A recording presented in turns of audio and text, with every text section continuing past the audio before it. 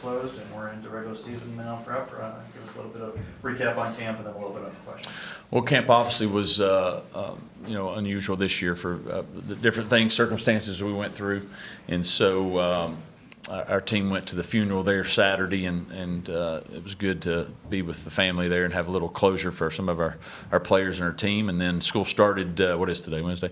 Monday, so we gave the players a day off so they can get acclimated to school and get back at it. And today we'll start our prep for our first opponent, and have got our depth charts almost set. We still got some battles at certain positions, but got our show team set and our depth chart set as we prepare for the first game and obviously the season. So it was a solid camp. It wasn't what you write down on paper and what you thought how it was going to go from that standpoint. But we adjusted, and I thought our team handled the difficult circumstances relatively well, and we're getting close. So we're getting close. You said that you wanted to have your starting quarterback named by now. Have you figured that part out yet? We have. Internally we know what it is. Our quarterbacks know who the order is right now, and so that's not something we're probably going to announce publicly for a while. But they have an idea who they are, and we've met with them and let them know. And as we practice going forward, the guys that go out there will be what our mindset is. I hope nobody puts that on social media for the next week and a half.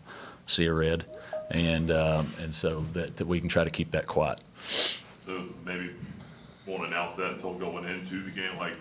We'll probably announce it. What time's kickoff? 12 o'clock. Probably about 11:45. So 11:45. So we've got 3 guys that have played college football. And so there's 3 guys people have to prepare for potentially. Little cat and mouse. Coach, what about your secondary? How's your safety room come through camp and into this weekend as well as at corner? We're thin there a little bit in both areas just from we've had some banged up, some injuries, but I do think we've got a talented group there from safeties and corners. We've got a decent mix of guys that have played, and we've got some young guys that we think have a chance to be pretty good.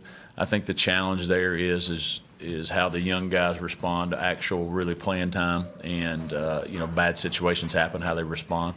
But our older guys that have played, they bring a good mindset every day, which is positive to help those young guys. But I think that has a chance. I think that room between the safeties, we call them the stars, that's our nickel player, and our corners, I think that group has a chance to be a strength for us as we go down the line. Some talented individuals. With the injuries to your wide receiver room, how do you feel the other guys have really stepped up and taken on leadership positions there? Well, it's been a challenge. We've had that group of receivers with starting in the summer and then really just through camp. I don't know if we've had how many practices have we had? This is number 17, I think. 17. We maybe have had 4 practices where we've had everybody out there. And so it's been very challenging.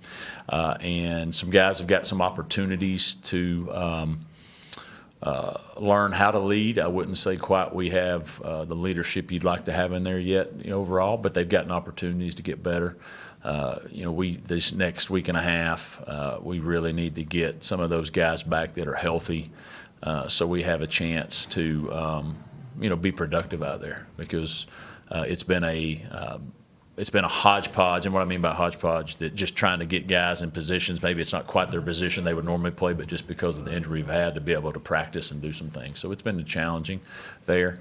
But I do think once we get some guys back that have been injured, hopefully they've played a decent amount of football here, that they can amp up the leadership role that needs for that room.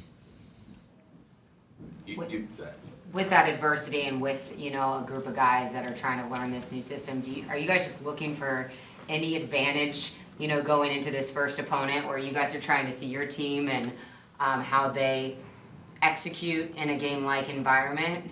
We need any advantage we can get right now. So Yeah, that's part of it. Part of it, you got to try to find a way to win a game, right? No matter what you have, and so that's what we're trying to do, and also get your team in all three phases prepared for. We're shooting for a 14-game season. That's what we want to have, and so to do that, you got to prepare accordingly. And so it's been a challenge with a lot of the different things that have happened, but that's what we're preparing for. And nobody feels sorry for you. Nobody's going to give you an excuse, and we're not going to make an excuse. If you want an excuse, you can always find one. If you want an opportunity, you can always find opportunity. So we're out looking for opportunity to find a way to win games and be our best every time we kick it off. And so everything that we're doing now is to try to help us for that first game.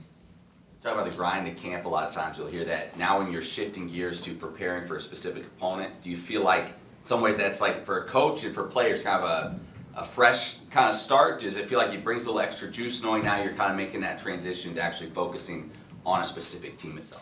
Yeah, it was good. I mean, this camp felt like it was forever. Probably it wasn't the hardest camp as far as from just practice, but just all the different things. It felt like we were here 4 months, and that's why I had to get my hair cut. It has so much gray showing.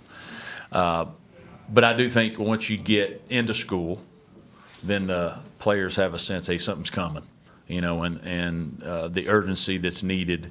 It starts to pick up a little bit, and so and from a coaching standpoint as well, you're ready to all the game plan and the different things that you've done. You're ready to see it in action and put it in action and help start developing your team. So there's always an excitement thing, but it's getting closer. Has there been any health-wise anything new there, or you feel pretty good about where you are since the last couple of injuries happened? No, we've been banged up quite a bit for whatever reason. So I couldn't. I mean, if I brought the injury list in here, we'd be here an hour. So we'll get where we need to be over the next. We still got, what is today, Wednesday? So we still got 10 days, I guess. I told the team we had 12 days to play the game, and we were like 20 days out. So that's it. My head's all messed up on that. But we've got some positions that need to get healthy. Some nicks and knacks and different things that you deal with. And so I'm hoping by next week, by next Wednesday, 7 days from now, we'll hopefully have everybody back that we need to have back that can come back. That's the plan, as long as everybody stays healthy there. But we've got some healing that needs to be done to be able to get everybody back between now and then.